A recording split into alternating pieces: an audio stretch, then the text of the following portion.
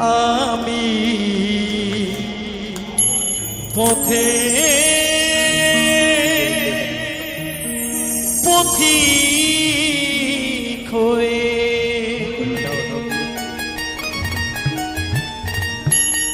তত বালুর পথে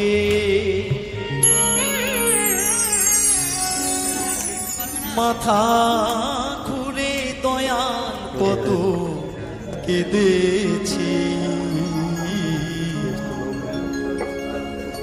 এই পৃথিবীতে মাইকেল মধুসূদন দত্ত এসেছিলেন, তিনিও কান্না করেছিলেন বিদেশের বাজারে যে নিজের বাংলা বঙ্গভূমিকে আমরা ভুলে যাই।